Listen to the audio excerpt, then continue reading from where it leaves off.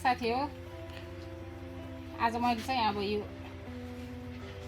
अकबरी खोर्सानी थाहा होला नि सबैलाई अकबरी खोर्सानीको बिउ राख्न लाग्यो अरूलेको चाहिँ फलिसक्यो अब म चाहिँ भर्खर राख्न लाग्यो म चाहिँ ढिला फलाउनु लाग्यो अब दसैँलाई हुन्छ भनेर फलाउनु लाग्यो भिजाएर राखेको थिएँ अब यसलाई माटोमा राख्नु पर्यो खन्नु पर्यो त्यहाँ खन्नु पर्ने मल राख्नु पर्यो होइन ल अब जाउँ खोर्सानीको बिउ राख्नु अब अलिकति मल लानु पर्यो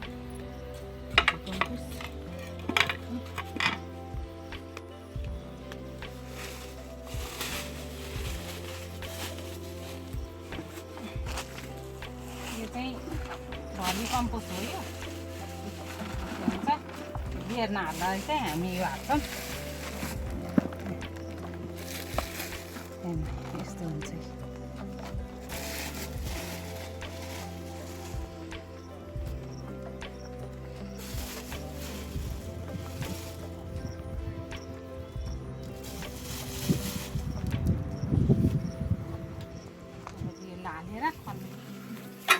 अस्ति नि साग छरेको थियो है अब भइहाल्छ के भन्नु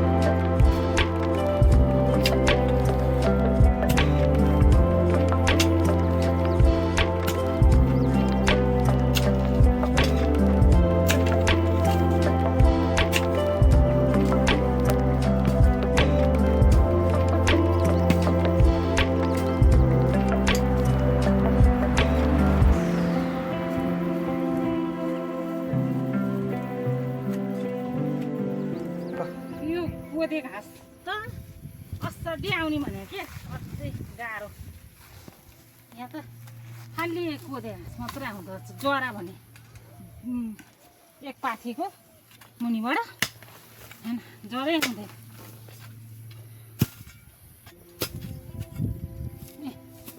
यस्तो गाह्रो छ कि खै माटो पाल्लो माटो भएर मात्रै हो न त टिमटिलो माटो भएर त खन्नै सक्दैन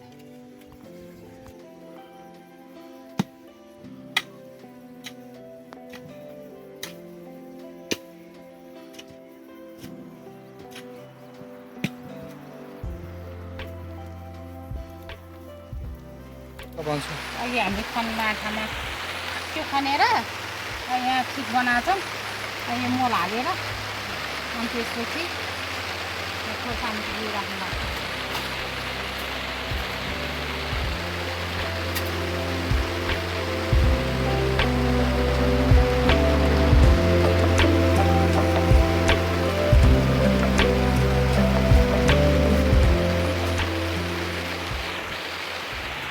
पहिला रोप्ने खोर्सानी यत्रो भयो अब अहिले चाहिँ बिउ राख्नु लाग्छ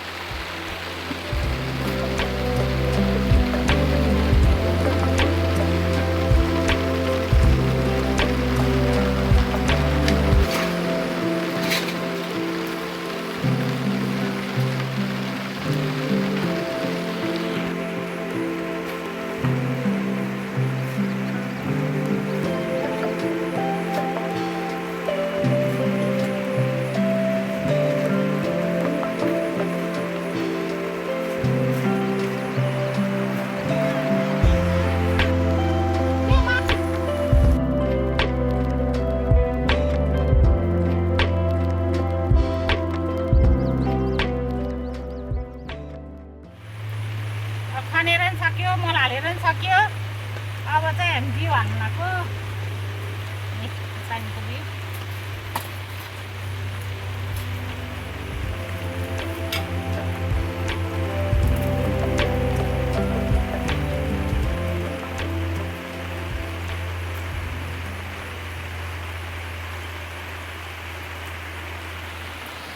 आएन है खोर्सानीको बिउ।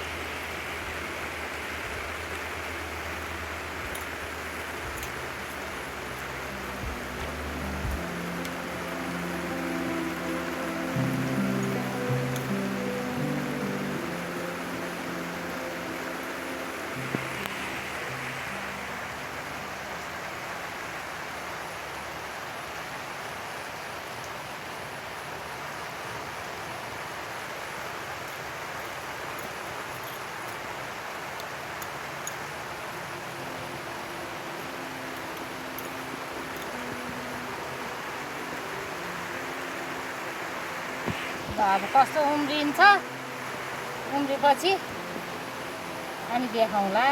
हस् नमस्ते। ल साथी हो, हाम्रो बिउ राखिसक्यो। अब चाहिँ यसले हामीले छोपिदिन लाग्यौँ है।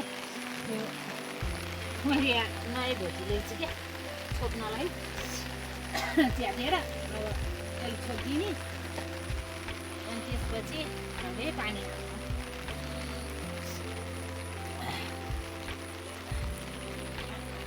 किन छोपे भन्नुहुन्छ भन्नु होला होइन। यो चाहिँ माटो बिरुवामा हुँदैन, अनि त्यहाँबाट छोपेपछि यहाँ चिसो पनि गइरहन्छ अनि ठ्याक्क उम्रिन्छ। अनि यो निकालिदिन्छौँ हामी। अनि त्यो माटोले बिउहरू पुरिँदैन, यताउताको माटोले पानी हाल्दाखेरि। अब चाहिँ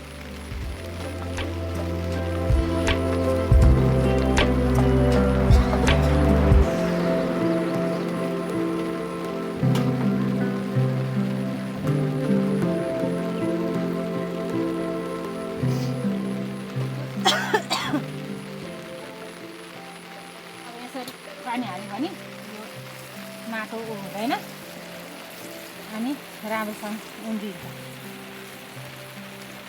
हामी चाहिँ नउम्रिन्जेल यसलाई छोप्छौँ।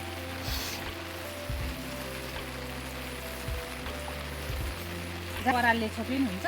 अब यो चाहिँ हामीले यसरी छोपेपछि के फाइदा हुन्छ भने यो चिसोपना यहाँ बसिरहन्छ अनि त्यसपछि उम्रिनलाई बिउलाई उम्रिनलाई सजिलो हुन्छ। बिउलाई चाहिँ यो पानी हाल्दाखेरिको त्यो प्रेस चाहिँ बिउलाई पर्दैन, यो लुगामाथि पर्ने भएको भएर। अब कति जाडो महिनामा भयो भने चाहिँ परालले छोपे पनि हुन्छ। अहिले गर्मीमा चाहिँ यतिकै गर्मी हुन्छ, छिटो उम्रिन्छ। त्यही भएर यो यसरी हामीले कपडाले छोप्यो। ल अब यसै गरेर यो उम्रेपछि तपाईँहरूलाई देखाउँला है। हस् नमस्ते। यहाँ अस्ति हामीले यो खोर्सानीको बिउ राखेको थियौँ होइन, मकैबारी खोर्सानीको। हेर्नु न यत्रो भएर चाहिँ 1 हप्ता भयो। कस्तो राम्रोसँग उम्रेछ।